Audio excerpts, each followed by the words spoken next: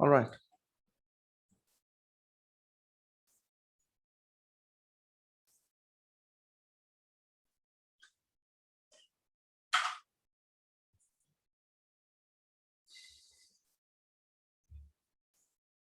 Okay. Now let's continue from where we left. So fourth question, many of you have solved it.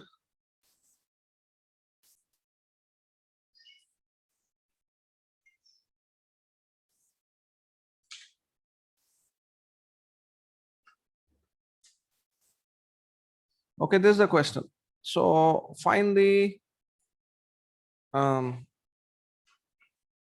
minimum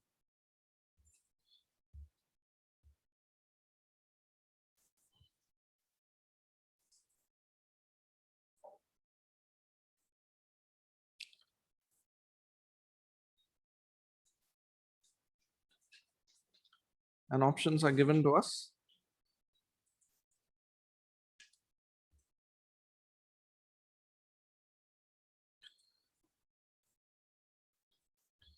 All right, so minimum of this is f of x and derivative of it 2/3 into x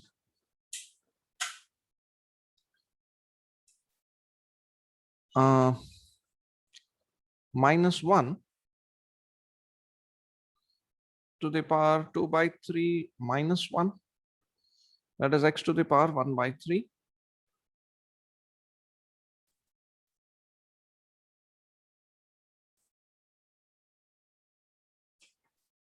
minus 1/3.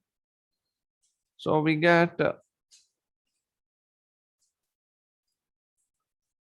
now a problem like this, we need to think a little differently. There's a cube root of a positive number. It will always be positive. Now, here we are not able to get that derivative is 0 at any point. That means this function does not have, it does not have a horizontal tangent. But then what can be the minimum value? So then for this kind of a problem where you cannot directly conclude about the derivative is equal to 0 and you cannot find the stationary point, that means this function will show that it is either increasing or decreasing, so that you have to see. So let us see that. For x less than 1, x minus 1 cube roots exist for negative number, will be a negative value. So f dash x will be negative. So it's a decreasing function. Now for x greater than 1, this will be a positive value. So f dash x is an increasing function. But the function at x equal to 1, the derivative is undefined.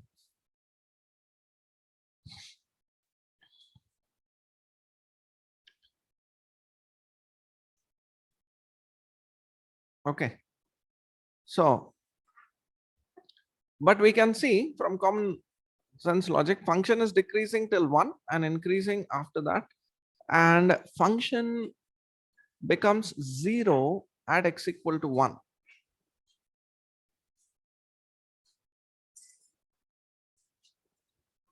So 0 is the minimum value and it occurs at x equal to 1. So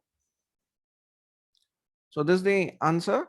So students must have got confused with this because the derivative is not going to 0. So if we can check the graph of this,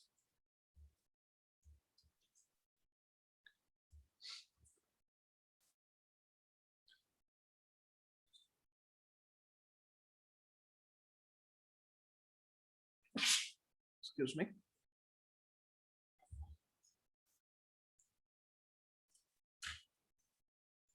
x minus 1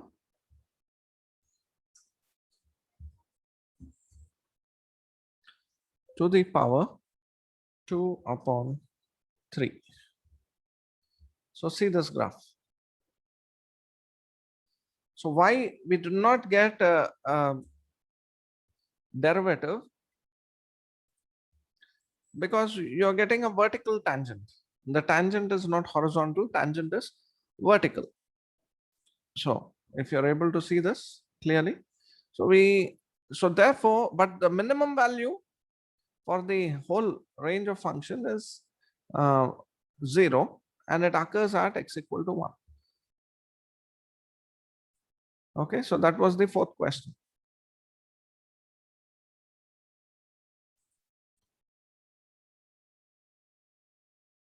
Next.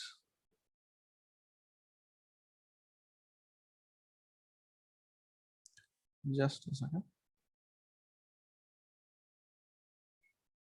Next question.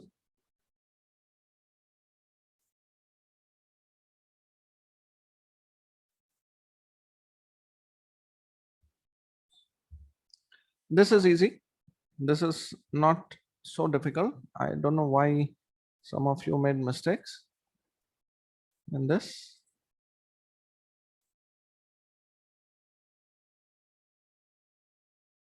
Find the maximum value. Oh, not.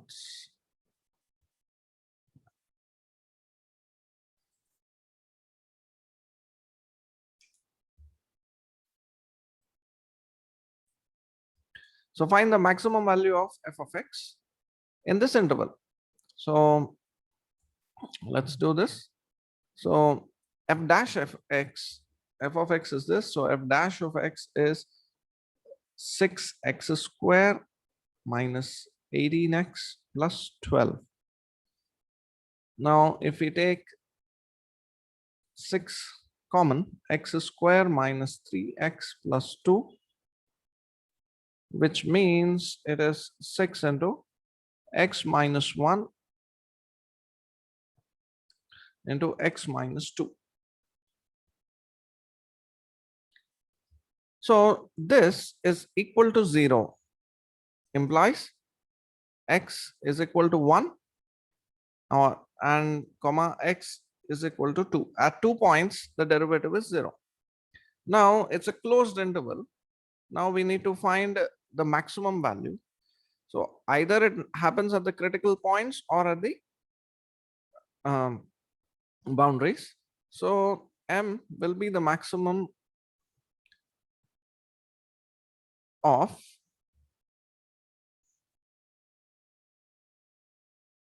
m is maximum of these 4 values: f of 0, f of 1, f of 2, and f of 3.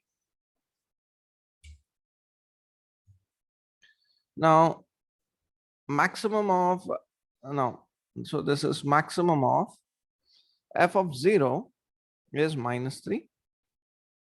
Now substitute f of 1.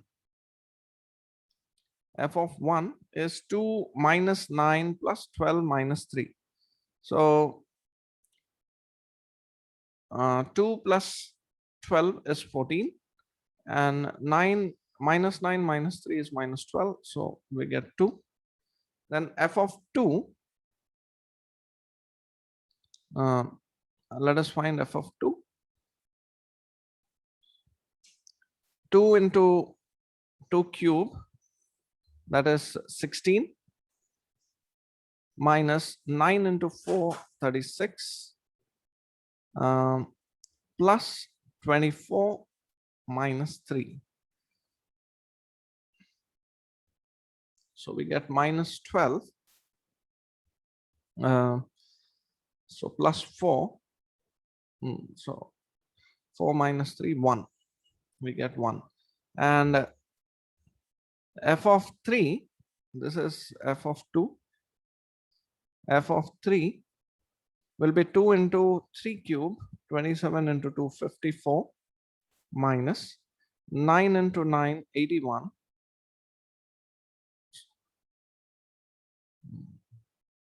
plus 12 3s 36, minus 3. So this is 54 plus 36 is 70. No, 80. Sorry, 90. Sorry. 54 plus 36 is 90. 90 minus 81 is 9. 9 minus 3 is 3. Is 6. So this is 6. So maximum of this is 6. So maximum occurs at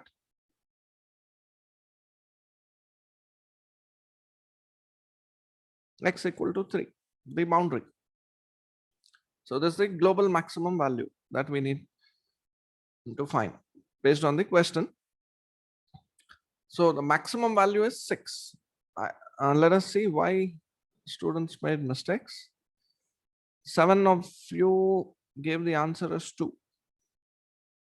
5 of you gave the answer correct. So I don't know what mistake you made. The answer is 6. Next question. Same, exactly the same. And this time, 7 of you have given correct. 3 of you have made mistake.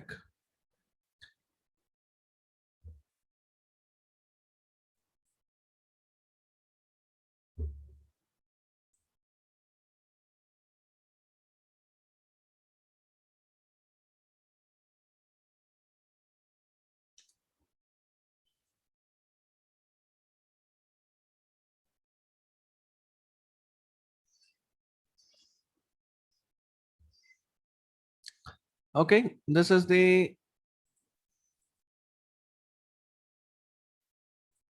function, and we need to find the minimum value of this function in this interval. Again, differentiate minus 3x square minus 6x minus 24, which is 3 into x square minus 2x minus 12.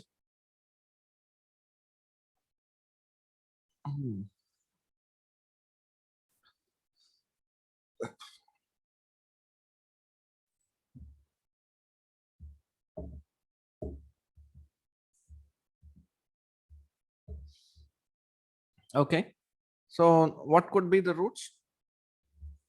4 into 3 will not work, and sorry, this is 8. 3 8's 24. So this is 4 and 2 will be the roots, minus 4 and so 4 and minus 2 will be the roots, minus 8 minus 4x plus 2. So f dash x will be 0 when x is equal to minus 2 or x equal to 4. Now the question asked is within this interval, minus 3 to 3. So 4 is there, but it doesn't come into the picture. So in minus 3 to 3, the minimum value of f is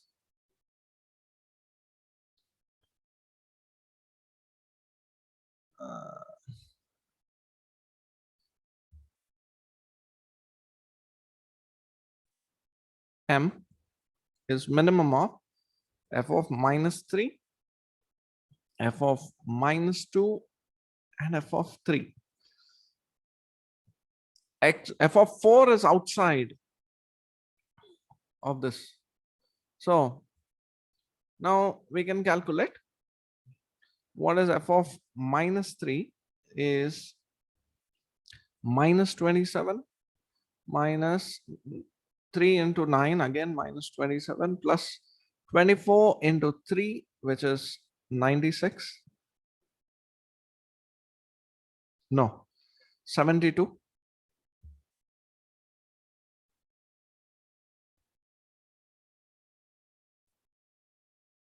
72 plus 100. So we have this is minus 54. 72 minus 50 gives 22 minus 420, so 18, so 118.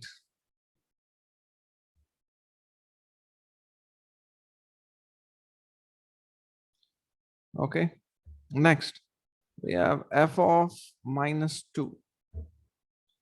Substitute in this, x cube, so minus 8 minus 3 into 4, 12, plus 24 into minus 2, so 48, plus 100. So we get 40. 40 minus 12 is 28. So we get 128. And f of 3 is 27 minus 27 minus 72 plus 100. So 27, 27 cancels, 72, 100. So the minimum value is 28. That is the answer. So the minimum value is 28. So there must be some calculation error. Some of you have answered as 20. So it is 28. Or you must have taken at x equal to 4. That mistake you must have done. Maybe. Let us just check. 4 cube 64 minus 16 3 is 48 minus 24 96 plus 100. Yeah, this gives 4 and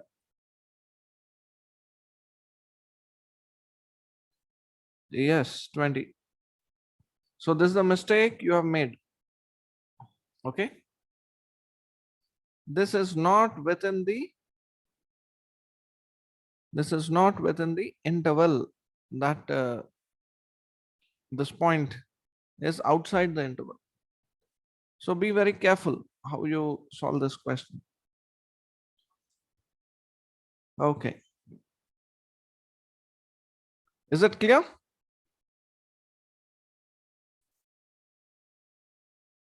Yes, sir. All right, next.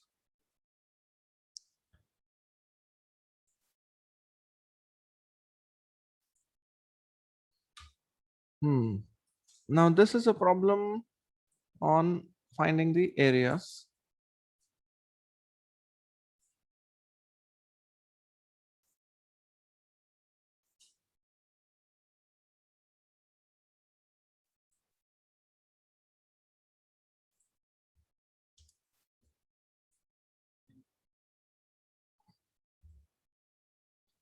Now the maximum area of a rectangle whose vertices lies on the ellipse x square plus 4y square equal to 1.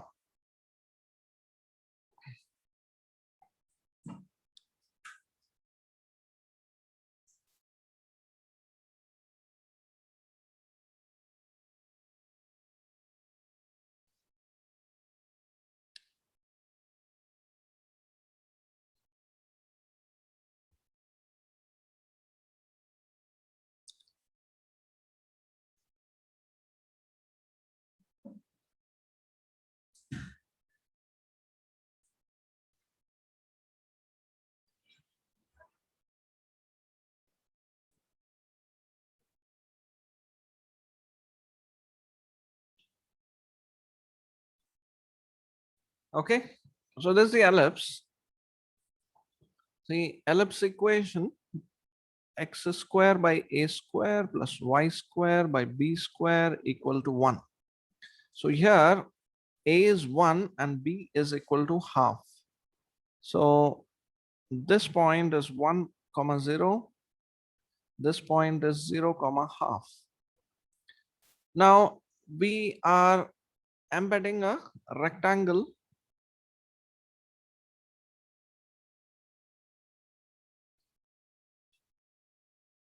within this ellipse. Okay, we are placing one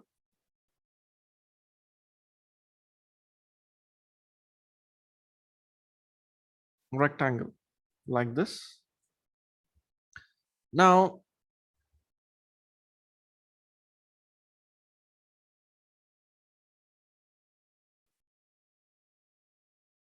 all right, now the these points lie, the four vertices lie on the ellipse. So let us say the sides of the rectangle are b and d. So b and d, or for that matter, better to, because they are variable, we'll write x and y. So what we'll do, let this point, particular point, be x comma y. It's a variable.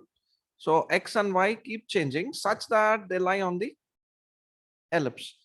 So if this point is x, so this distance will be x and this distance will be y. So area of the rectangle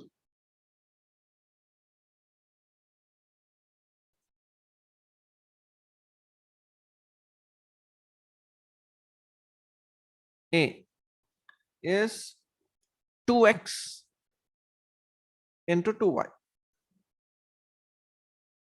It is 2x into 2y. So we get 4xy. Now, this point x comma y lies on this point P. X comma y lies on the ellipse.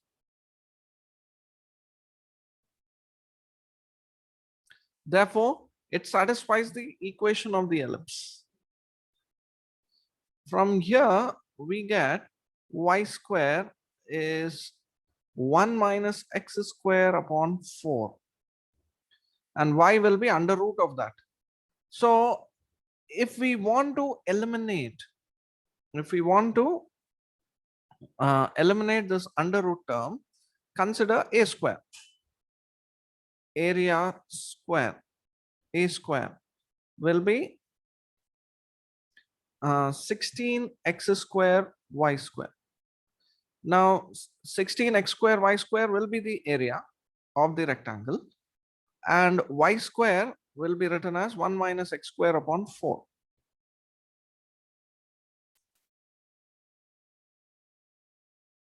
So you get 4 into x square into 1 minus x square.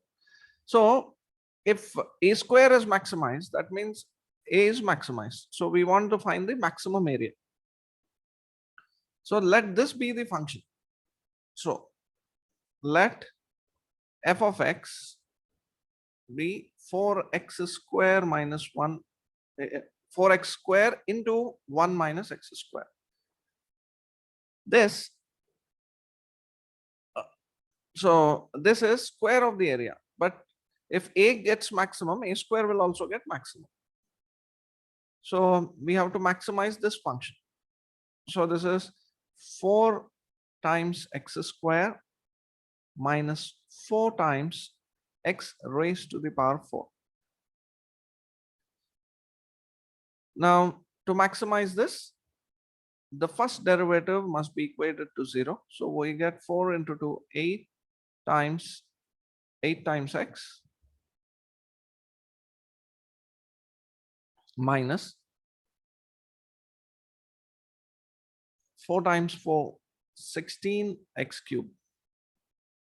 Now let's take 8 as the common factor.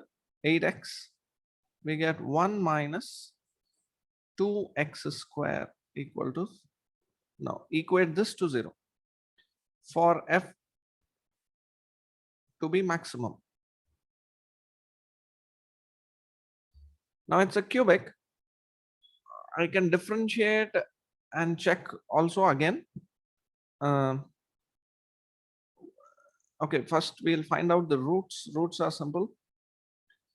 So f dash x is equal to 0 for x equal to 0 and for x equal to plus minus 1 by under root 2 and x equal to plus 1 by under root 2 when we equate these factors to 0. From here we get, we'll check the sign of the second derivative. 8 minus 16 3 is 48 x square. So f double dash 0 at x equal to 0, we have 8 minus 0, which is 8 positive. Therefore, f of 0 is a minimum. We want maximum. Now, both at x equal to plus or minus 1 by root 2, f double dash plus minus 1 by root 2 will have the same value because it is x square here. So minus sign doesn't make a difference. So we have 8 minus 48 times half. So 8 minus 24 is minus 16 negative. Therefore, f of minus 1 by root 2 and f of plus 1 by root 2 is the maximum. So let us check now. So a square is 4x square into 1 minus x square. The question is the maximum area we have to find. So a square is 4x square into 1 minus x square. Okay. Now substitute the maximum value. F of either plus or minus 1 by root 2 doesn't make a difference. Maximum will be 4 times half multiplied by a factor 1 minus half. So this is half into half. 1 by 4 times 4 is 1. So area is 1. Okay. So this is how we do a problem. So here the point lied, the points of the vertices lie on the ellipse. So we chose a point on the ellipse x comma y, and based on that we found the dimensions of the rectangle.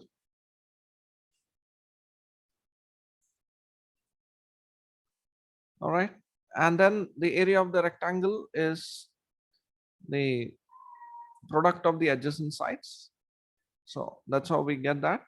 And then we, because the x and y lie on the ellipse, they satisfy this equation. From there we converted, like y square is 1 minus x square by 4. So we substituted this in a, and that's how we get this equation. And then we maximize this expression of a square and we get the value 1. All right. So on maximum and minimum, so 4 students got right. Many didn't attempt also. Okay.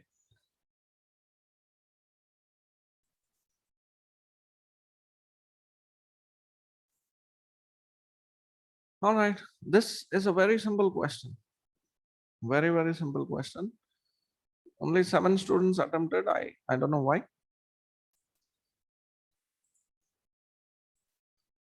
You don't have to do anything here. No differentiation involved. It is like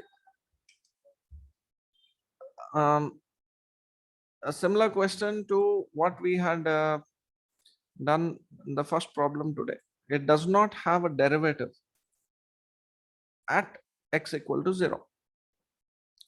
But we know the graph of this. We know the graph of this function.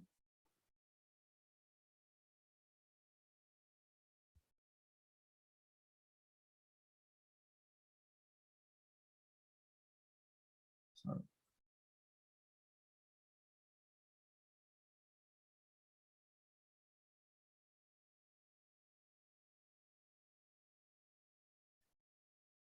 So graph of the function is like this. It's continuous function, but not differentiable at x equal to 0. And we know this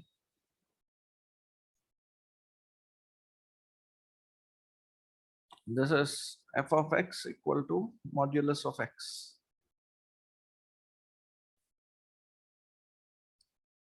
So at x equal to 0, it has a minimum. Okay. Function has minimum value of the given 4 options. It has a minimum, it has a maximum, it has a point of inflection. None of these. It has a minimum. Value is becoming minimum. When you say point of inflection, it is neither minimum nor maximum, but that doesn't happen here. Point of inflection is a point where the second derivative is 0 and the derivative changes sign. The second derivative changes sign. The function has to change from convex to concave or vice versa. All right. Next. Okay, there's a question on increasing and decreasing functions. This is also one of the recent gate questions, not very old.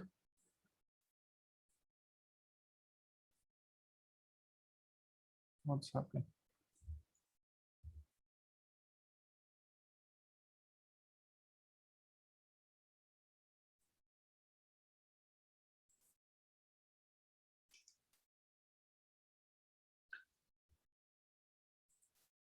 So we have to study the behavior of this function.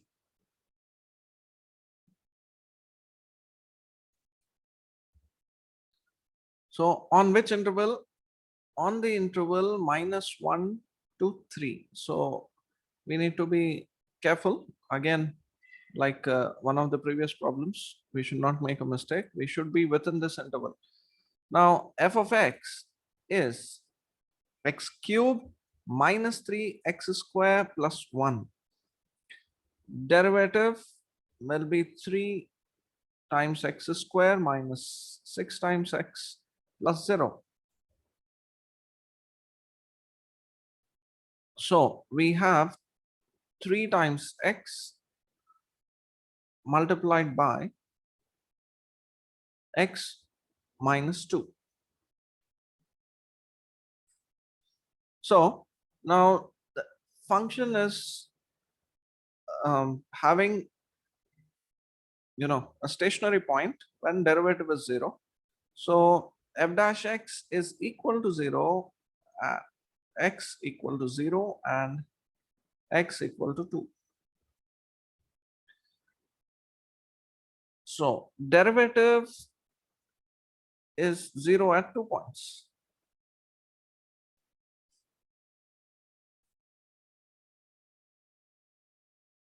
So let's mark those points 0 and 2.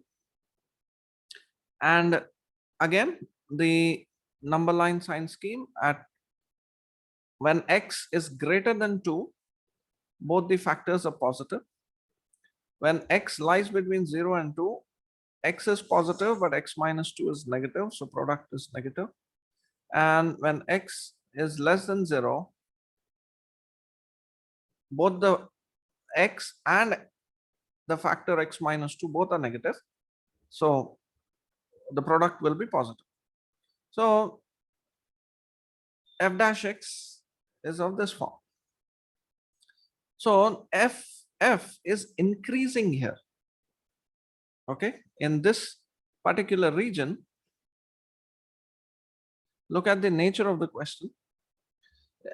F increases monotonically, F increases, decreases, increases, decreases, increases, decreases, increases, and then decreases. So this is what we need to check. So here it is increasing.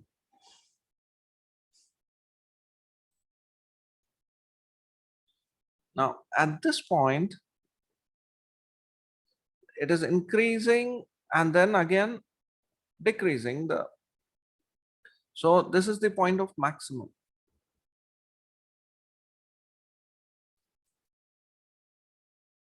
In this region,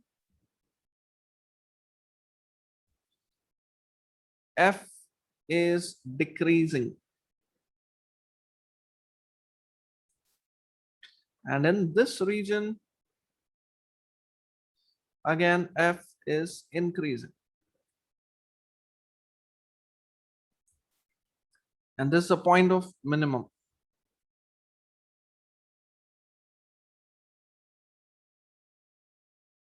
So function increases, then decreases, and then increases. So increases, decreases, and increases. So this is the correct answer. And last question.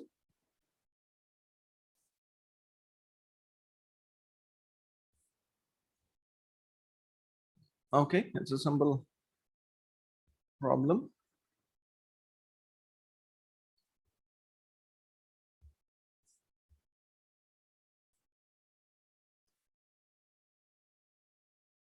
Now, question is, it has a maximum or a minimum at x equal to e, or maximum or a minimum at x equal to 1 by e. So this is what we have to check for this question.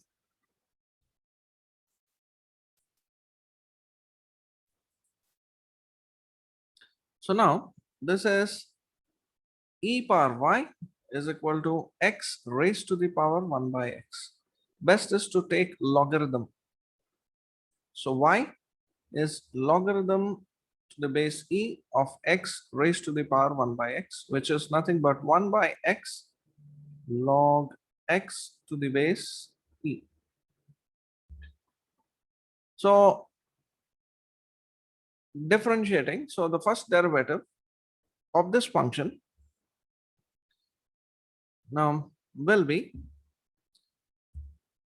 we can do u by v rule or consider 1 by x as the first function and log x as the second function. Any way you can do u by v rule. So in the denominator we get v square and v times derivative of u 1 by x minus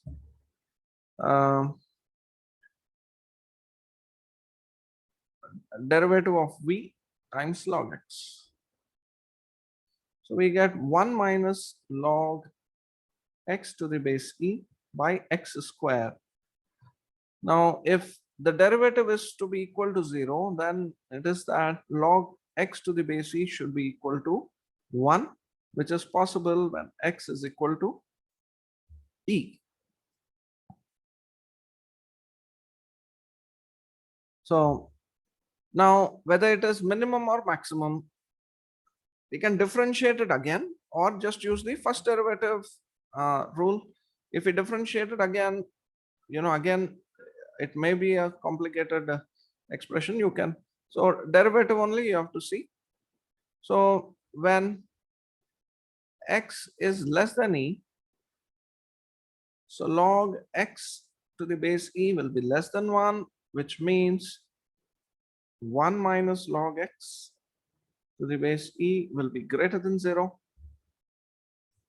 So this implies when x less than e, the derivative dy by dx is positive.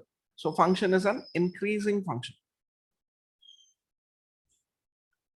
And when x is greater than e, so log x to the base e will be greater than 1.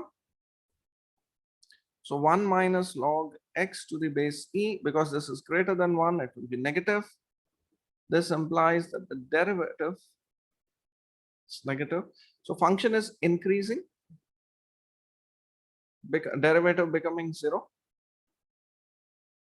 and derivative is decreasing. So at e, the function attains the maximum value.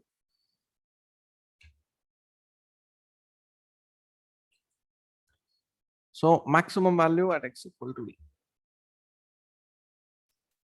So these are the questions, and so these were the questions we practiced in class, and I have given another 15 questions for practice in the assignment, and I'll be giving more questions in practice in the tests. So with this, we complete the differential calculus for function of a single variable. So, and I will be giving tests. I will give you time. Yesterday's recording, I'm trying to rectify the sound quality was disturbed. So I'll modify it and upload it within a day or two. And so I'll give you time. I'll launch a test on differential calculus starting from functions. We may not include any major questions, but we will have on limits, continuity, differentiability, derivatives, applications of derivatives. So I'll launch a practice test. Please attempt the test. Do not miss the test. And time to time, I will keep testing. Now that matrices is over and differential calculus for single variable is over, in the subsequent tests, I will add another 5 questions based on the previous topic. So like that, the previous topics will also be in touch, that you won't forget it. All right.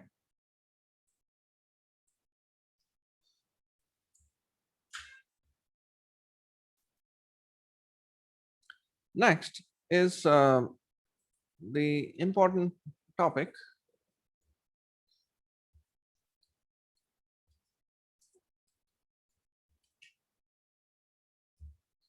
the indefinite integral.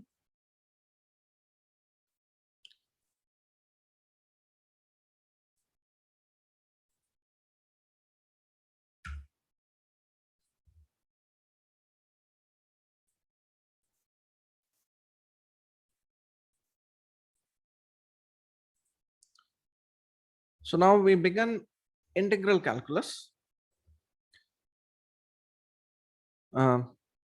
starting with indefinite integral, and then we move on to definite integral. From point of view of gate, indefinite integral questions, they seldom ask, but the methods are applicable in finding definite integrals also. So we will be discussing the basics of indefinite integrals. And you don't have to go into much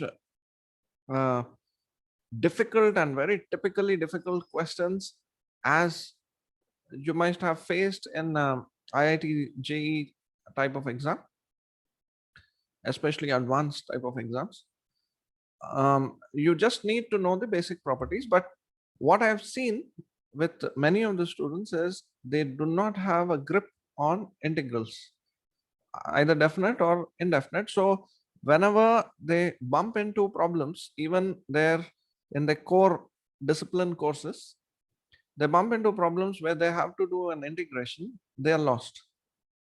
So immediately they are switched off. So indefinite integrals is a very important topic. Let us review that. So I have given you notes up to definite integrals, but sorry, up to differential calculus, but I'll be sharing the notes on indefinite integrals. So let us begin.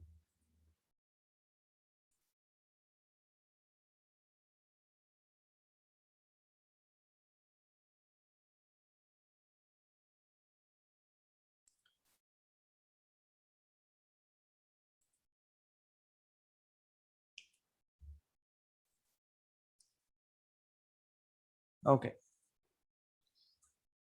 Now let f be a differentiable function of x. Capital F be a differentiable function of x such that the derivative of the function capital F of x is small f of x. Then say small f of x is derivative of capital F of x. But then this function capital F of x is known as the primitive or the antiderivative or the indefinite integral of f of x with respect to x. So this is the indefinite integral. And why is it indefinite?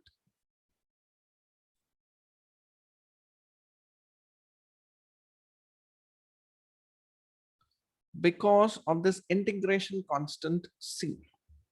This constant c can take any real value. So this function here that is being integrated, that means the derivative which is being integrated, is called as the integrand. This is called as the integrand, and this is called as the integral. So integrand is that which is being integrated, and this is the integral. Now, why is this called as an indefinite integral? The reason is simple. So suppose, very simple, we have function x cube. The derivative of x cube is 3x square. Okay. Now the derivative of x cube plus 3 is also 3x square plus 0. The derivative of x cube minus 5 is also 3x square. So now if you integrate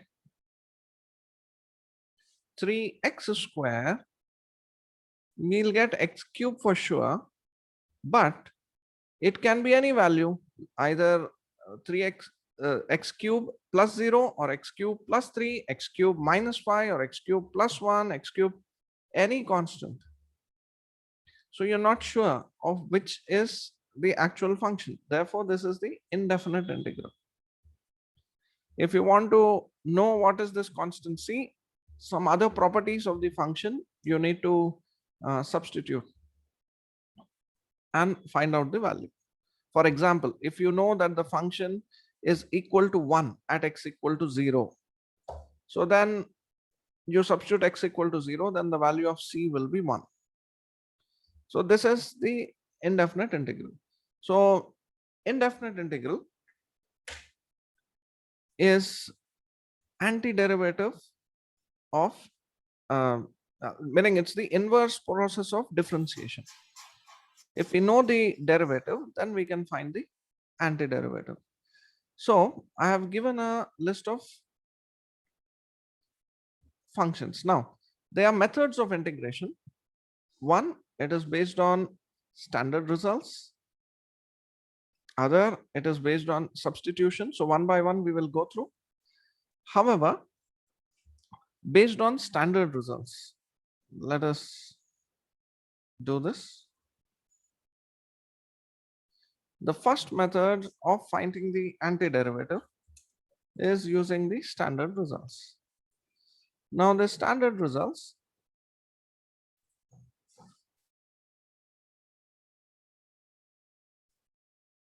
we have to simplify the integrand into one or more known integrals.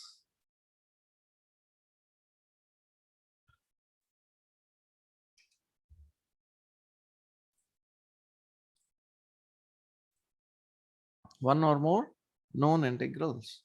So this is the list of integrals. Very, very important. And it is a must that all students memorize this list. Okay, there is no scope not to memorize this list. If at all you want to skip, you can skip hyperbolic functions, acceptable.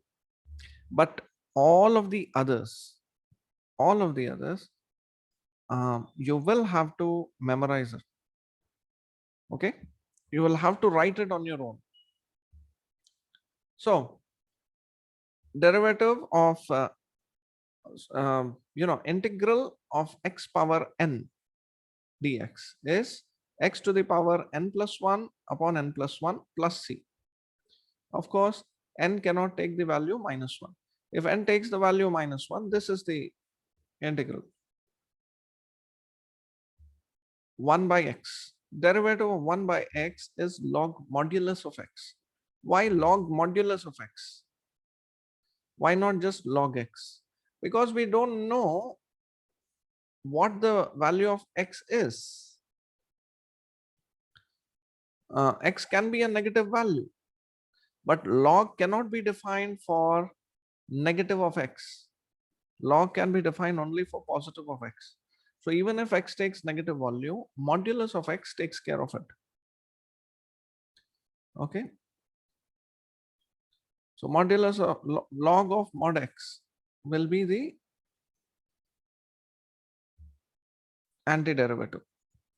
Then integral of e power x is e power x plus c. Integral of a power x dx is a power x upon log a plus c. The derivative of a power x is a power x log a. So integral will be reverse, meaning instead of multiplication with log a, it will be division by log a. Derivative of cos x is minus sin x. So integral of sin x will be cos x minus cos x plus c. Integral of cos x will be plus sin x plus c. Integral of tan x. Integral of tan x is log mod secant x plus c. All right, or minus log mod cos x. Now this is not a direct result from derivatives, but we can see if we differentiate log mod secant x, this is 1 by secant x and derivative is secant x into tan x. All right, derivative of secant x is secant x into tan x. So derivative of log mod secant x is tan x.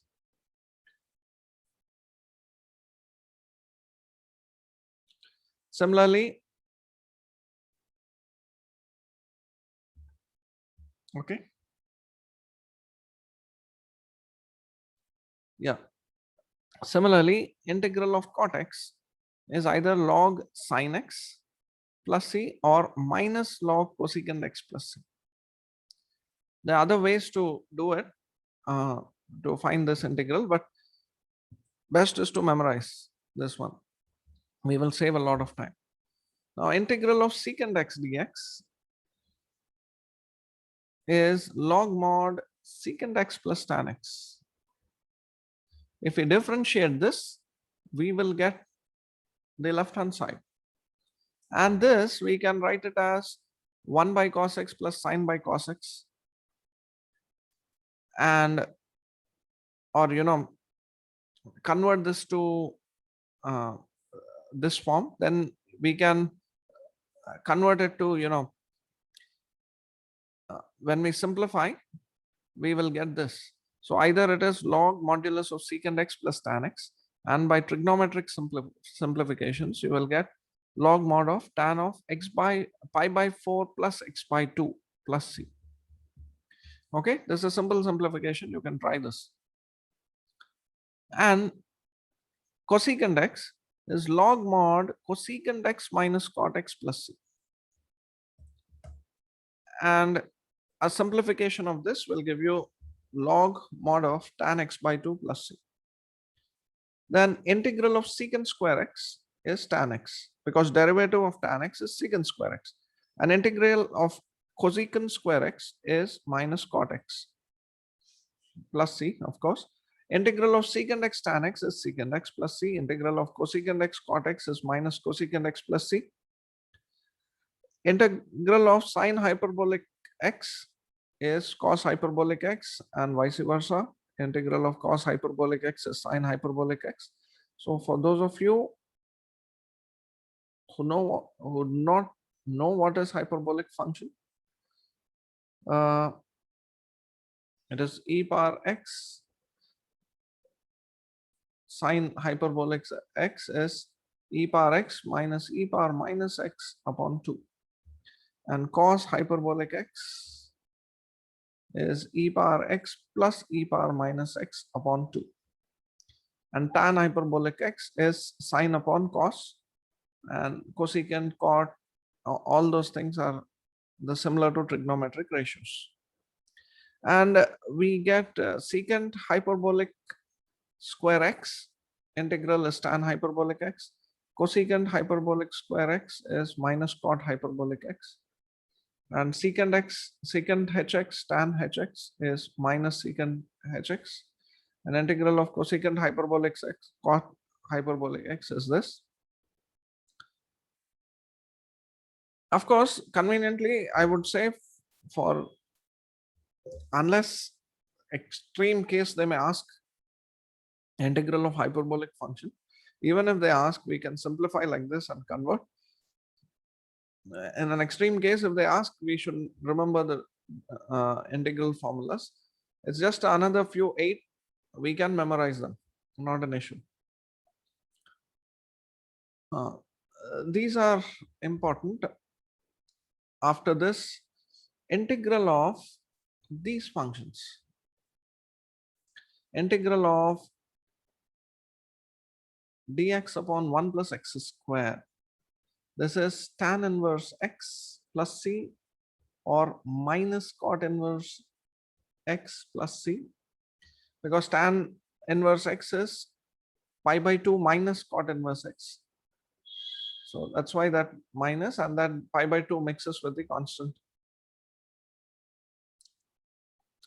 Then, okay.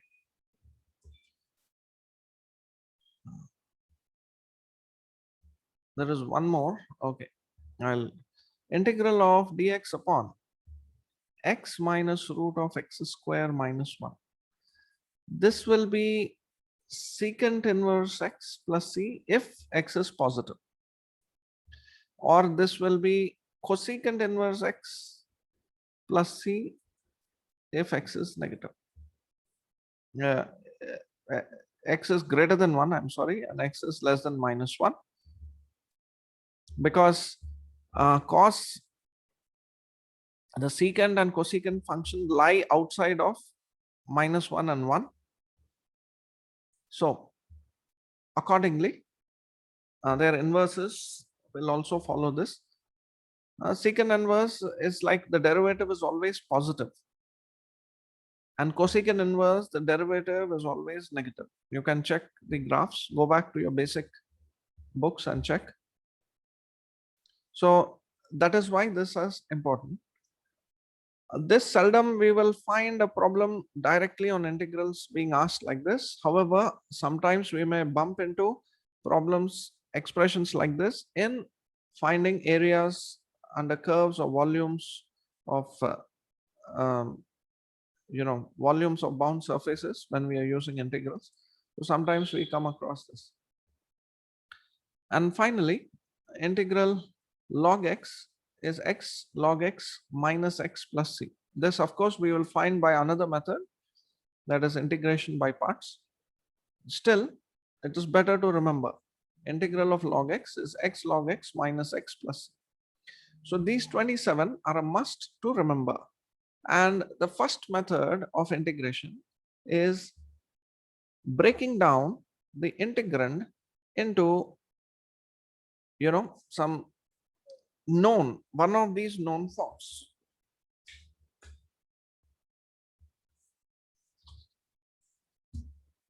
So let me take some examples, and just for practice,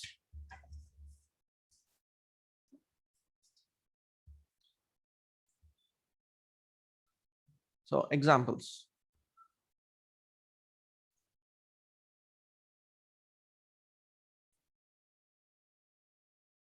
First one, evaluate integral of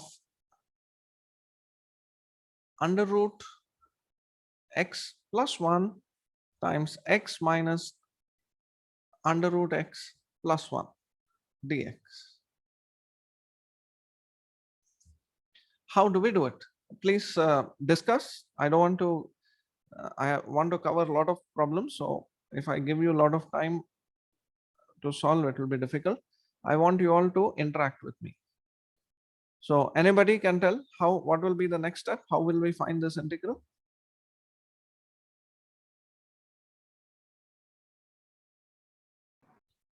How will we do? Anyone So can multiply and then find integral of single parts. Yes.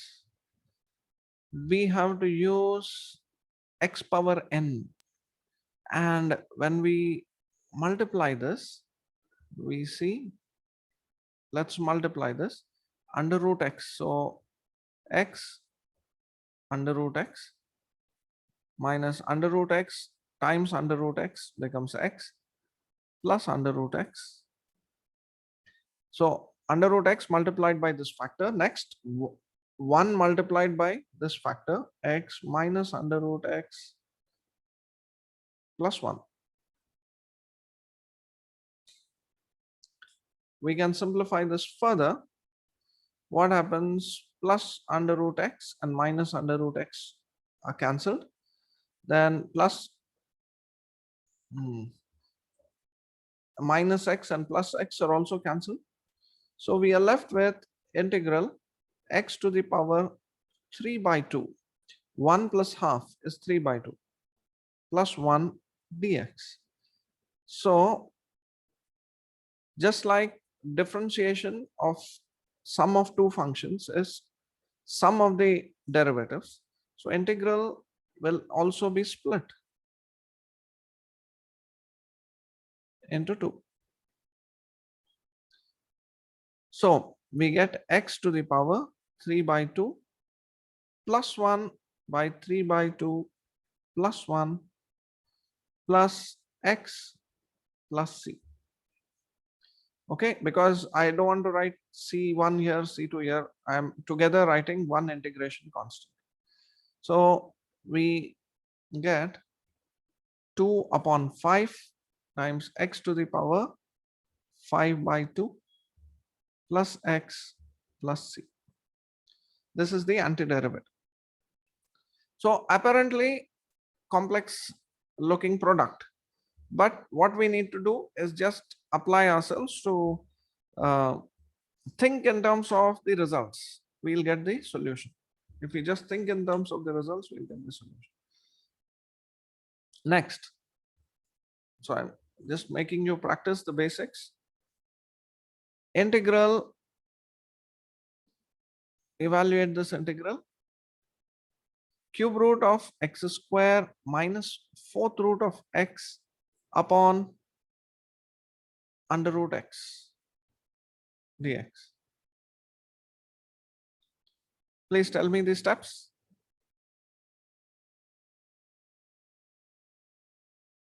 Same as before, we'll just simplify the numerator into 2 parts and then take x to the power and then use the formula. Okay. So we have x to the power 2 by 3 minus x to the power 1 by 4 by x to the power half divide by x to the power 1 by 2. So we get x to the power 2 by 3 minus 1 by 2 minus x to the power 1 by 4 minus 1 by 2. So this is x to the power 4 minus 1. No, 4 minus 3. That is 1 upon 6. So this is 1 upon 6 minus, this is x to the power minus 1 upon 4. Okay. So be careful with the signs. So this is x to the power 1 upon 6 plus 1 by 1 upon 6 plus 1 minus x to the power 1 minus 1 upon 4 plus 1. So x to the power n plus 1 upon n plus 1. So 6 upon 7 into x to the power 7 upon 6 minus this is 4 upon 3 into x to the power 3 upon 4 plus c. So important thing to note is in derivatives there is a standard procedure. In integrals you have to do a back calculation. It is a reverse problem.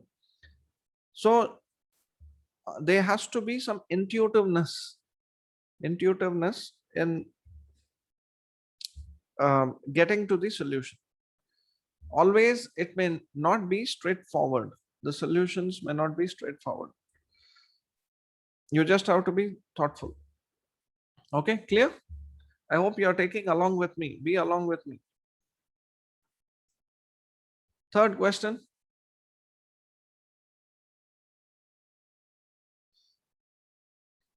Integral of 3 to the power 3 into 2 raised to the power x minus 2 into 3 raised to the power x upon 2 raised to the power x dx.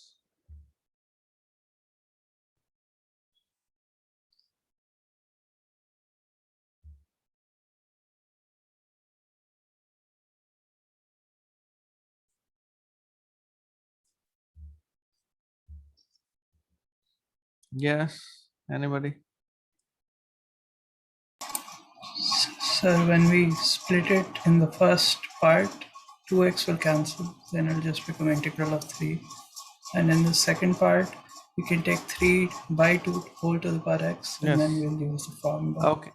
Then others should also participate. Only one student is participating. Others should also participate. Is 3 divide by 2 raised to the power x, 2 into 3 upon 2 raised to the power x. First is a constant.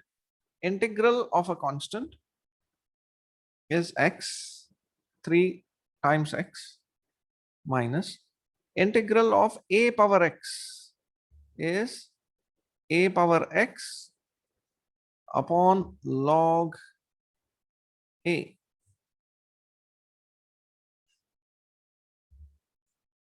Where's the result? A power x integral dx is a power x upon log a plus c. So coefficient remains as it is.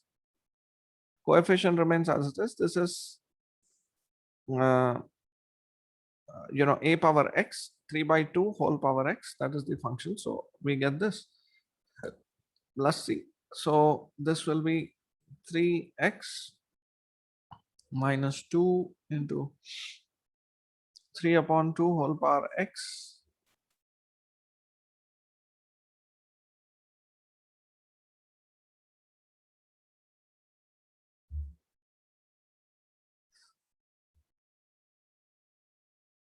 okay.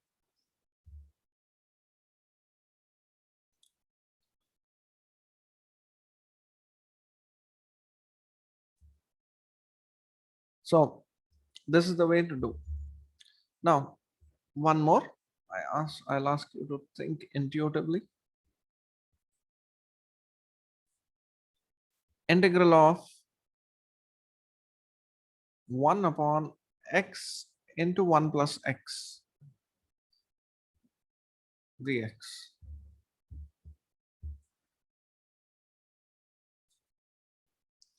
How would we do it?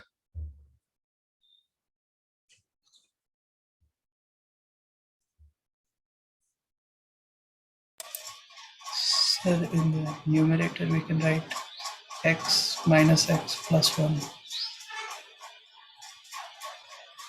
We have to think in terms of breaking it into fractions. 1 upon x is log x. So these kinds of things will come in indefinite integrals as well. So we need to practice this. So numerator is 1. I will write that 1 as 1 plus x minus x.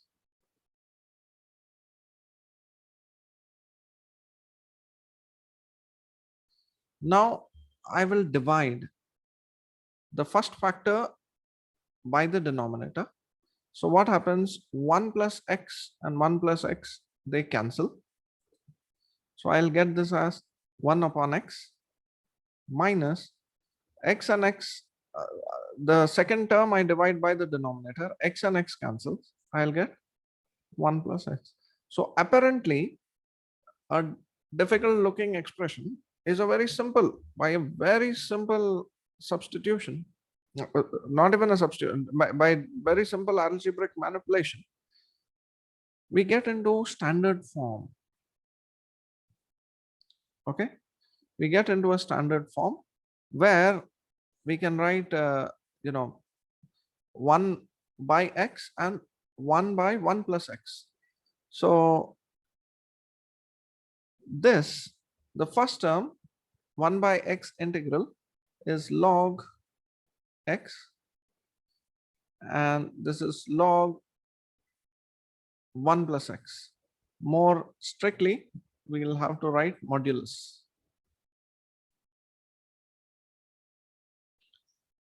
Okay.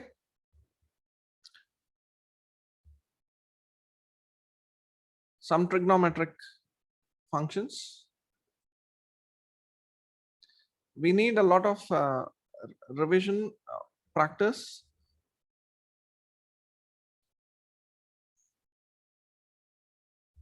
Look at this integral cos 2x upon cos square x sine square x dx. We can also write this as cosecant square 2x multiplied by 4. Okay, we can simplify that way, but tell me the solution for this.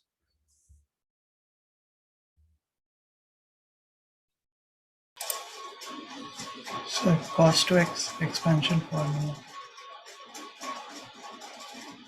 Then we'll get 2 cos square x minus 1, and then we divide it. It'll become Okay, or there are many ways to write cos 2x as I gave the, when we're doing functions, I gave all the formula list. So you have those formula list, you should go through that. Cos 2x can be written as cos square x minus sine square x, or it can be 2 cos square x minus 1, or it can be 1 minus 2 sine square x. In this particular case, all three will work. We will write the first one. All three will give you the same integral. Meaning you can integrate, the apparent functions may appear a little different, but they'll be the same eventually. Now, when you divide the first term cos square x by the denominator, cos square x and cos square x cancel out. 1 upon sine square x is cosecant square x,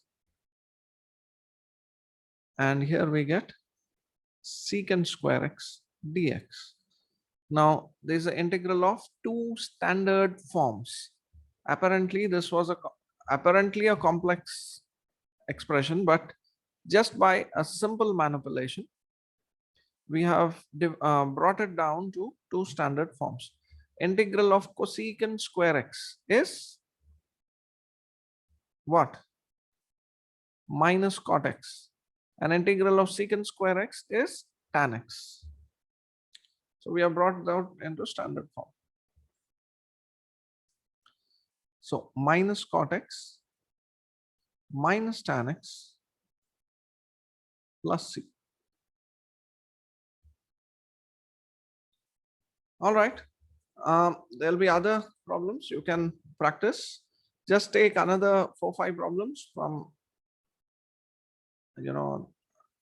textbook of your past and solve them. I'll give you a practice assignment. Based on that. Now let's look at some more key results. Very extremely important results, which also have to be memorized. These results are not directly from the standard known derivatives, but I just can't overemphasize this. I'll just, they're very, very important. Again, and these formulas will be used extensively in application of integrals to find areas and volumes. Okay. Now, integral of, if a was 1, then we know that integral of 1 by 1 plus x square is tan inverse x. Derivative of tan inverse x is 1 upon 1 plus x square. However, when there is a, we should remember it is dx by a square plus x square will be 1 upon a tan inverse x upon a plus c. Then if we have a square x square minus a square, now just this can be done very simply.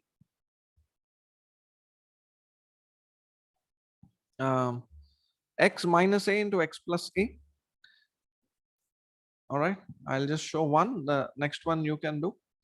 So x minus a into x plus a, I will write the denominator as.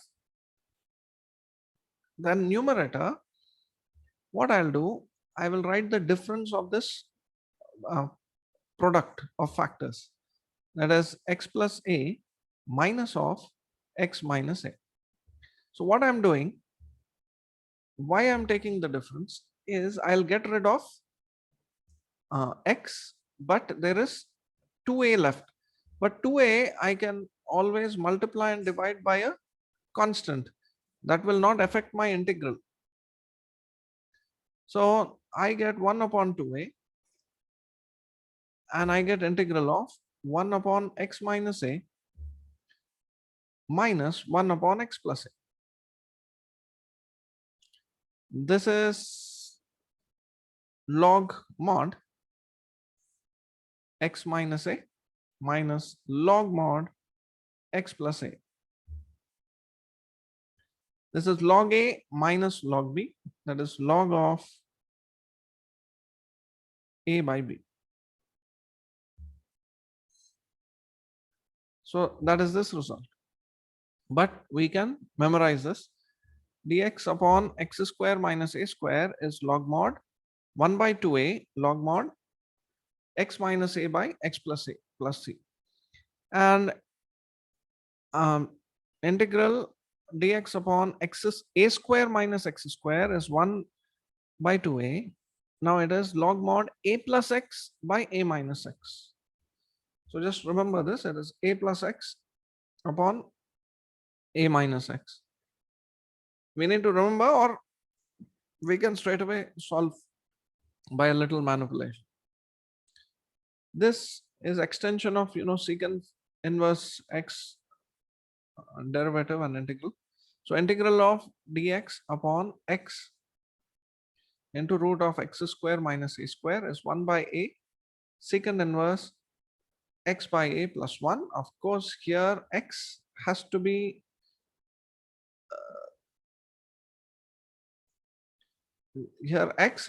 greater than a.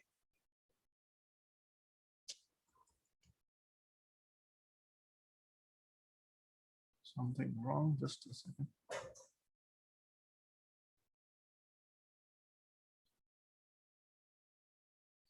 If x is less than minus a, x has to lie outside of plus a and minus a for this function to be defined.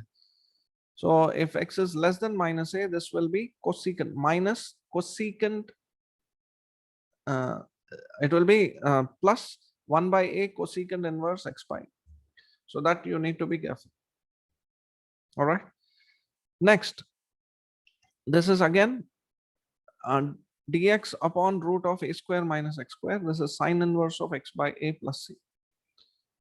Up to here, you can, these are one of the standard forms. From here, these integrals very often we'll come across integral of a sphere, integral of a semicircle, and all those problems. We get these expressions. These are derived by other methods of substitution. However, it is extremely important to remember these. There is no way we can escape this one. So the 27 integrals here plus this 10, 37. These integrals must be committed to memory. And the way to do it is practice problems related to this. You will remember it. Otherwise, we tend to forget it. Okay. Of course, once you do, application of integrals, there you will find that some of these are directly used there, and there it will help you to practice to remember. So this was on standard forms. All these can be derived by substitution, which I'll be doing soon. I may not solve all the questions, but I'll solve some of them, some of these results. But it is very important to commit to memory this one.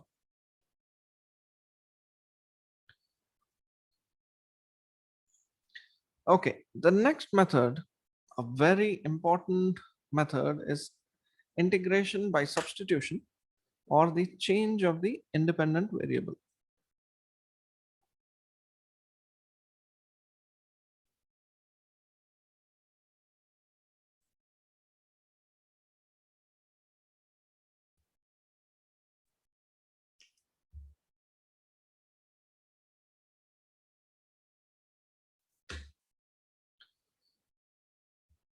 So this is integration by substitution.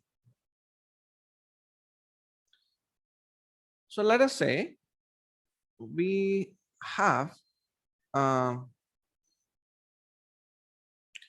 this form. Suppose integral f of x dx. However, it is difficult to integrate this.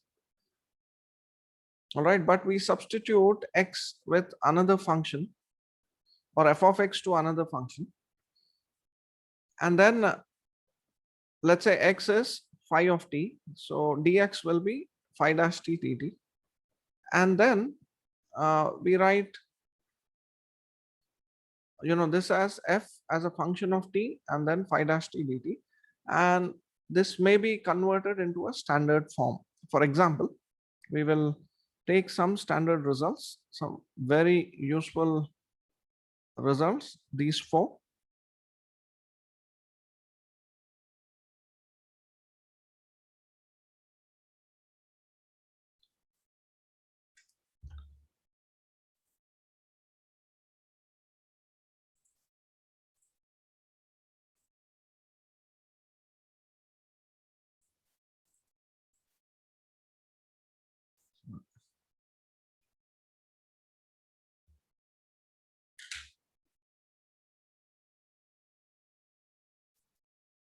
Okay, these four are standard results. Okay. Many students make mistake in this. I want to highlight the first one. So if we know, this is the first result. If we know that the integral of small f of x is capital F of x plus c, then integral of f of x replaced by a linear ax plus b dx. X is replaced by ax plus b. Note, this is only a linear expression. All right. X is replaced by a linear expression. Only for that, your integral will change to f of capital F of ax plus b plus c multiplied by f multiplied by 1 upon a. Why? Because we know, for example, derivative of x square is 2x. All right. So now, which implies integral of 2x will be x square, of course, plus c. Now, derivative of 3x plus 5 the whole square. So instead of x square, I have replaced 3x plus 5 the whole square. We know, of course, one is we square inside and expand. Other way to do it is take this as the whole, differentiate 2 times 3x plus 5 multiplied by, again by chain rule, the derivative of 3x plus 5, which is 3.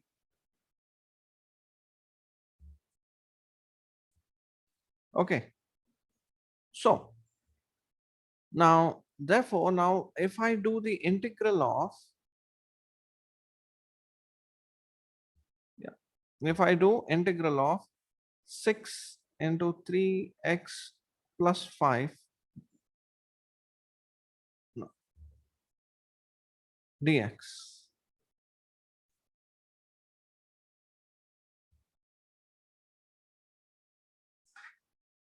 Now this will be 6 into 3x plus 5. Treat this as x to the power 2 upon 2. However, you have to divide by the coefficient of x. We need to divide by the coefficient of x. So we get 3x plus 5 the whole square plus c. All right. So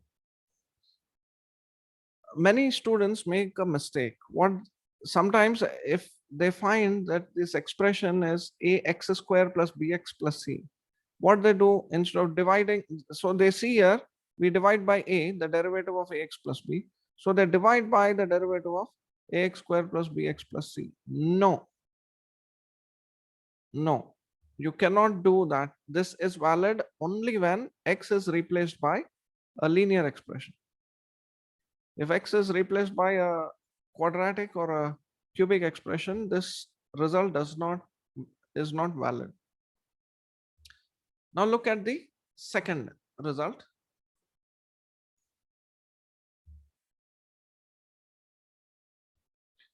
Look at the second result. Integral of f dash x into f of x power n.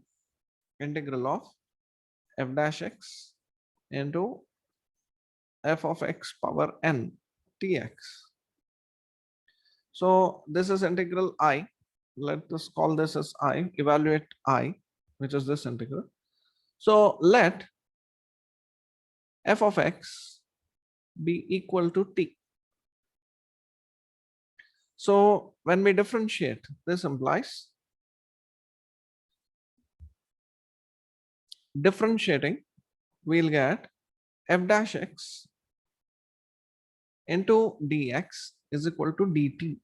How? Because dt upon dx is f dash x. dt upon dx is f dash x. So f dash x into dx will be dt.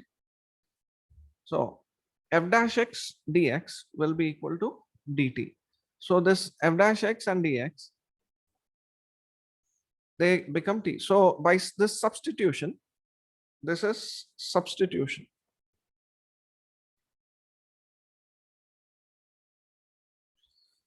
Now this integral has become t power n. F dash x dx becomes dt.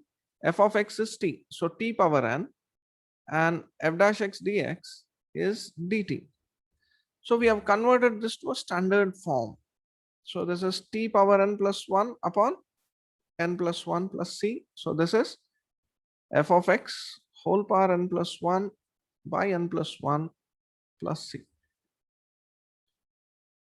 So this is a standard result, that if you see a function like this, straight away we can write this as f of x whole to the power n plus 1 by n plus 1 plus c. So this is a standard result.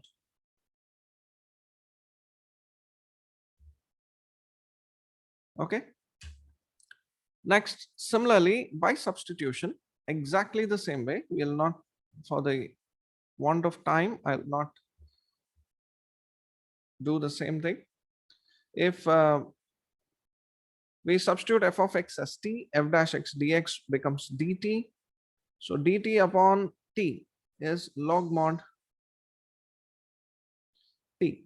So once you get in terms of t, again resubstitute back f.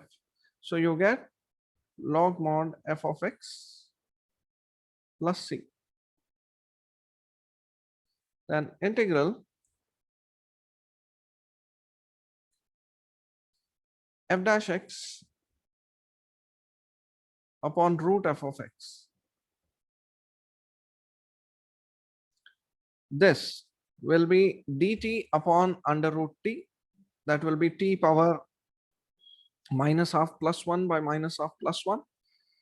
So it will be t power half by half. So 2 under root t. So 2 under root of f of x. These are standard forms by substitution.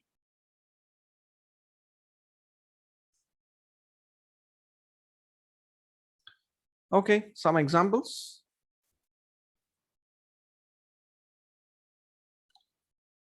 Of substitution, integration by substitution.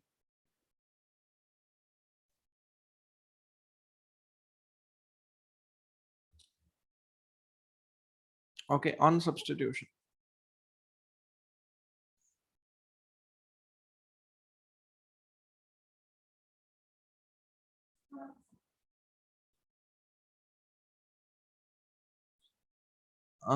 Integral x to the power 4 by under root of 4 plus x to the power 5. So look at the solution. Now, what we can do, you have x to the power 4 here. There are two types of substitution we can do. One is just write x power 5 as t. That also works. Or you can write 4 plus x power 5 as t. That also works. Sometimes we can write this as t square so that under root gets eliminated. That also we can do. Now, so let 4 plus x to the power 5 is t square. So under root gets eliminated. This implies if we differentiate 5x to the power 4 dx is 2t dt. So derivative differentiating both sides. So we get 5x power 4 dx is derivative of t square is 2t multiplied by dt. Okay. So now x to the power 4 dx, which was the numerator, yeah, is 2 upon 5 times t dt. Therefore, the integral now becomes numerator x power 4 dx becomes 2 upon 5 t times dt upon under root of t square. Under root of t square is t. So we get 2 upon 5, t and t cancels. So this is 2 upon 5 times t plus c. This is 2 upon 5 times t is now under root of 4 plus x to the power 5. This is a simple example of algebraic substitution. Now let us look at some other substitution.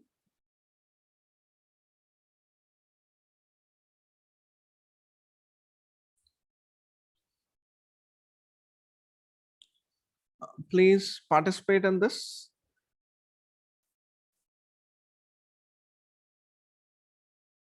I have given you one example. Anyone else? Please tell me how to solve this integral. Integral of tan inverse x whole square upon 1 plus x square dx. We can substitute x is equal to tan x Very and good. X numerator equal to becomes, tan theta. You should change the sir, variable.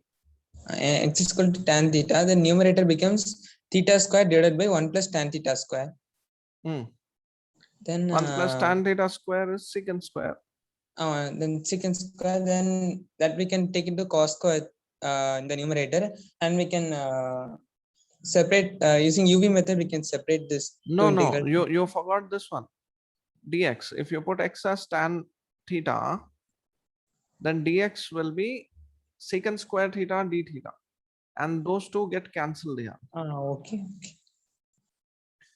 All right, that is possible. X equal to tan theta is possible. I'll give a better solution. In fact, I can straight away write the solution. What is this? See, if tan inverse x is f of x, what is the derivative of tan inverse x? 1 by 1 plus x square. So which form is this in? This is f of x whole square into f dash x dx. This is f dash x, right? So either you directly, the answer is directly if we use this result, f of x power n into f dash x dx. The answer is directly tan inverse x whole raised to 3 upon 3 plus c. Now, so what we'll do by substitution, let us substitute tan inverse x as t or theta. So this is your substitution. What Shankar, what you said, x equal to tan theta. But I will not say x equal to tan theta. I will say tan inverse x equal to theta. This implies derivative 1 by 1 plus x square dx is d theta. So therefore I is integral of tan inverse x is theta. So theta square into 1 by 1 plus x square dx is d theta. Simple. Now this is of the form x power n dx. So you get theta to the power 2 plus 1 by 2 plus 1 plus c. Again substitute back.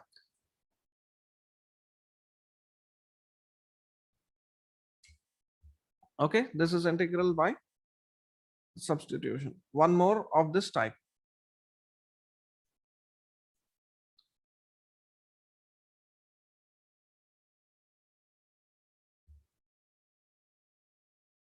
Integral dx upon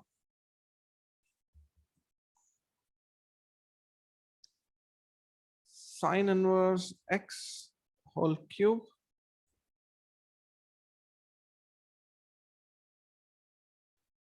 by under root 1 minus x square.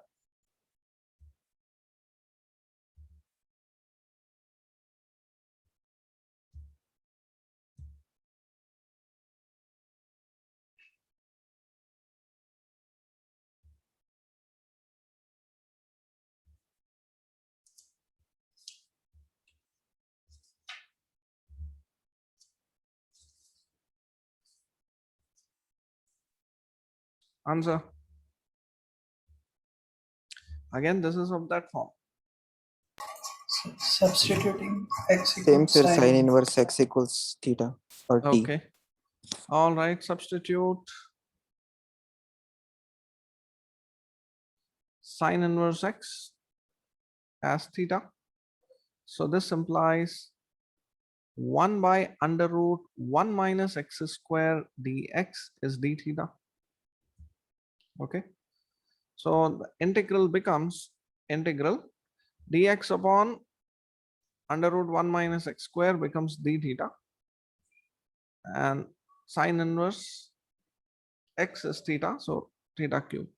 So we get theta to the power minus 3 plus 1 by minus 3 plus 1 plus c, because this is theta to the power minus 3 comes to the numerator. So this is minus 1 upon 2 theta square. So this is minus 1 upon 2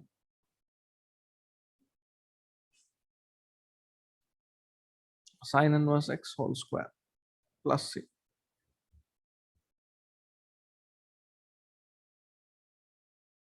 Okay, then I will try to give applications of all what we have done.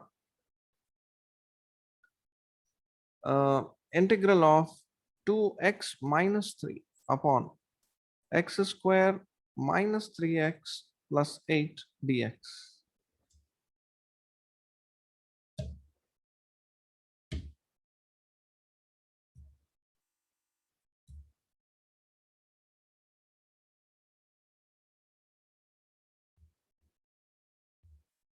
If we observe, the derivative of the denominator is the numerator. It is 2x minus 3. Okay, the derivative of the denominator is the numerator. So this is f dash x upon f of x. So if we substitute, actually answer you can directly write if you remember the result. F dash x by f of x dx is log mod f of x. So this is the answer. But if you want to find out, we can substitute the denominator as t, which implies 2x minus 3 dx is dt. So therefore integral will be, numerator will be dt upon t, which is log mod t plus c, which is log mod x square minus 3x plus 8 plus c.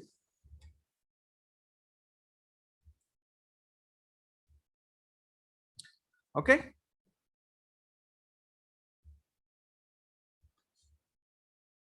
One more.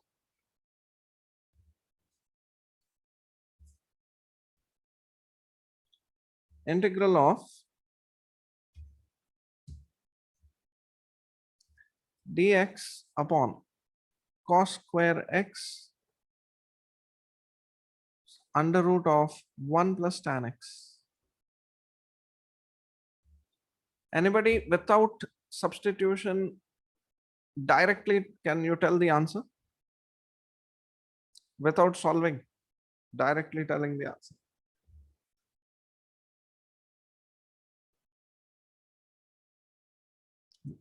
I'll give 10 seconds. 1, 2, 3, 4, 5, 6, 7, 8, 9, 10. No one. Okay. It is,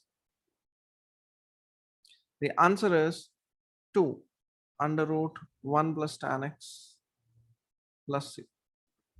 Just based on this result, the fourth one, f dash x by root 1 under root f of x dx is 2 root f of x. Just by observing it, I didn't do anything, I just observed it, because this integral is secant square x by under root of 1 plus tan x dx. So numerator is the derivative of 1 plus tan x. So put 1 plus tan x as t. So secant square x is the derivative, dx is dt.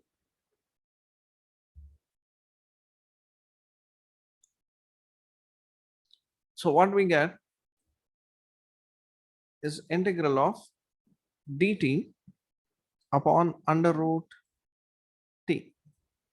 So this is t to the power minus half plus 1 by minus half plus 1 plus c.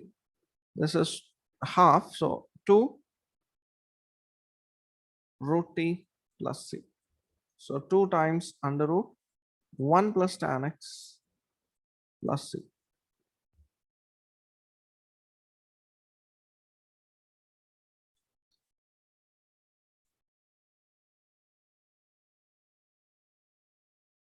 Okay. Next. Simple one. First, integral dx upon e power x plus 1. Please give ideas how to solve this.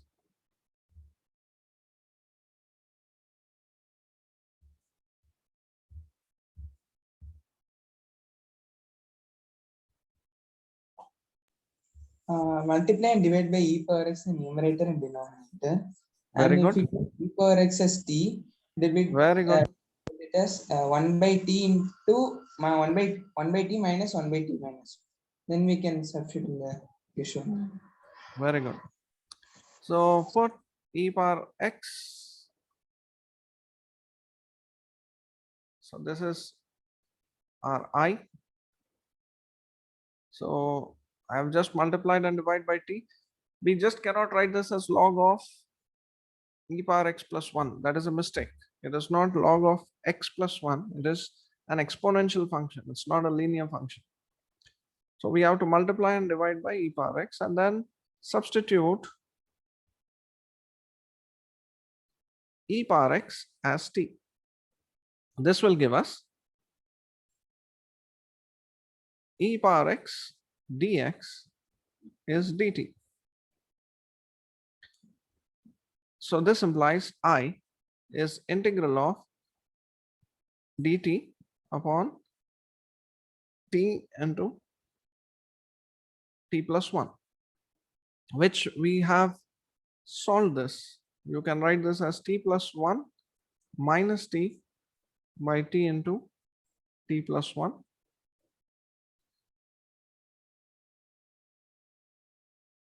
So we get integral 1 upon t minus 1 upon t plus 1 dt. So log mod t minus log mod t plus 1 plus c. So log mod t by t plus 1 plus c. So this is log mod e power x by e power x plus 1 plus c. Now in the standard books, the answer is given without the modulus. Can anybody say why? Sir, exponential is a function always greater than 0. E Very power. good. Very good. E power x is always a positive quantity. So e power x, this is positive, denominator is positive. So the whole expression is positive. So modulus of a positive number, positive expression is the expression itself.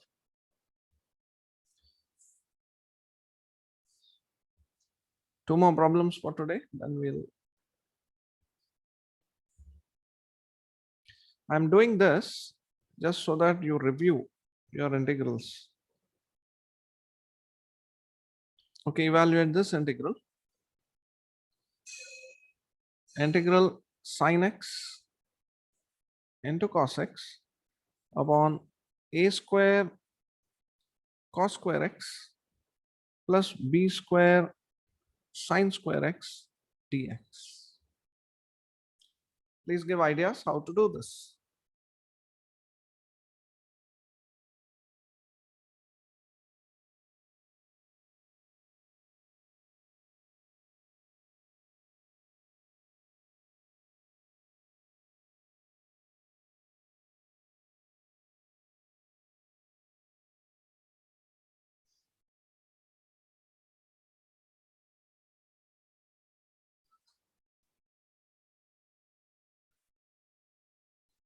Anybody?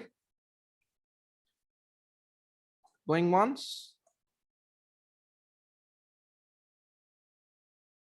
Twice? Thrice? Okay. Numerator is sin x cos x. One method is to say divide by cos square x. A much easier method is, say, derivative of cos square is 2 cos x into minus sin x. Derivative of sin square is 2 sin x into cos x. In both the cases, you are getting product of sin x into cos x. So substitute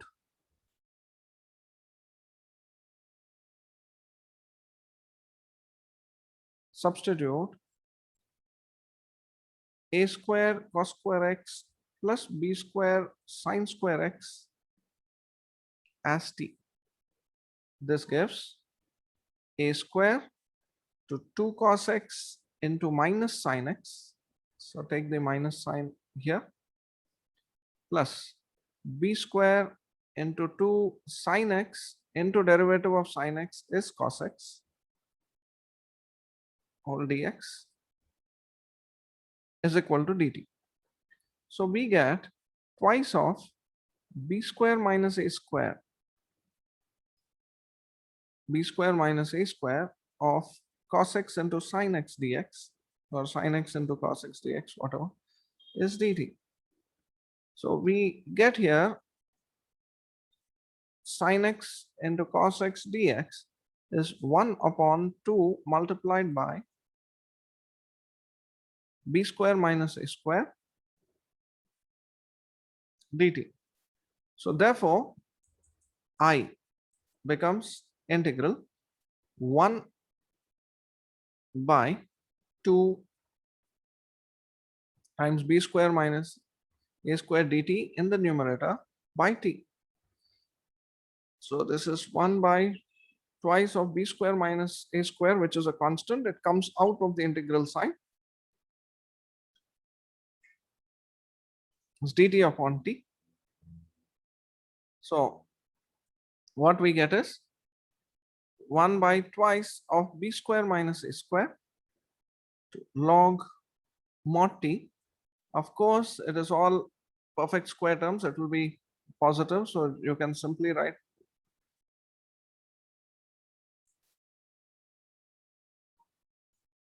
log t. So log of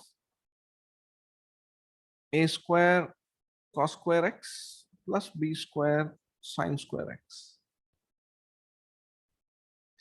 So what we observe here in these problems here, we have to intuitively think.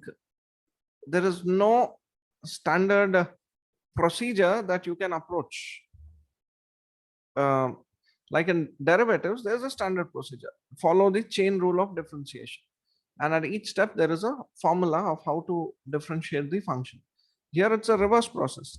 So we need to carefully think how we can get to the standard forms. So this is f dash x by f of x form. Just that the factor is missing. That's why it is confusing. If we multiply this factor twice of b square minus a square, then it is f dash x by f of x form. Is it clear? Yes, sir.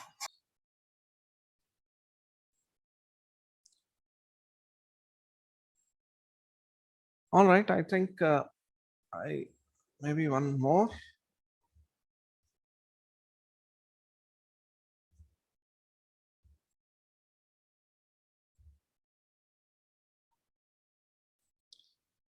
Two more of standard forms, and then we will stop. I have a set of questions for you. I'll release that. You can practice. Then let us do this integral of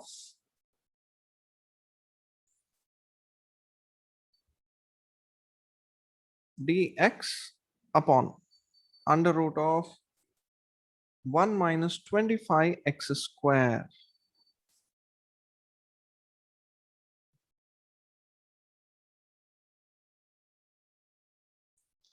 Standard result, one of the 10 standard results which I listed. But these are 10 important results. Which one of them is this? Tell me the number. Dx upon The under fifth. root of 1 minus 25x square. Yeah, this is the fifth one. So let us convert to this form. Let us convert to this form. I'll take 25 outside the root.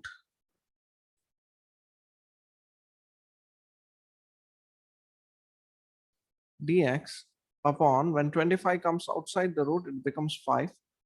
And this becomes 1 upon 25, that is 1 upon 5 the whole square minus x square.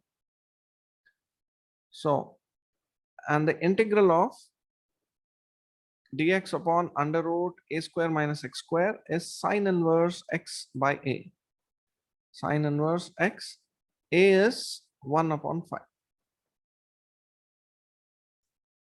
So this is 1 upon 5 sine inverse 5x plus c.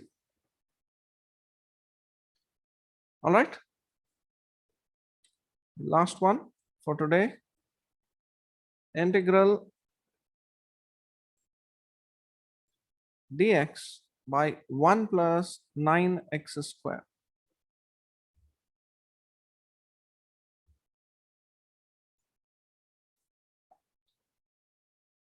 Which standard form is this? Dx by 1 plus 9x square.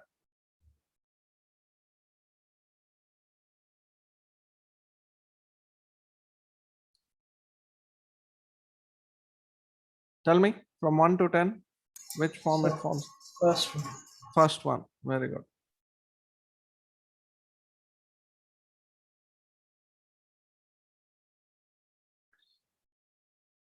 So this is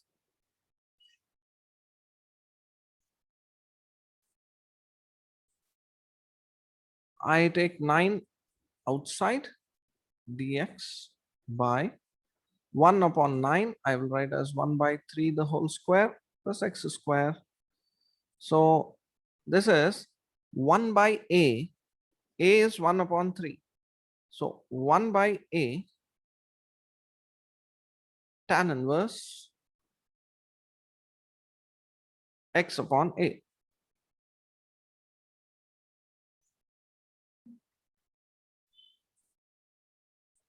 So this is 1 upon 3 tan inverse 3x plus c. All right. Okay, we'll stop here. I will share problems on integrals, and I will try to upload yesterday's and today's videos. And I will give a test soon. By Thursday or Friday, I'll release a test on differential calculus. All right.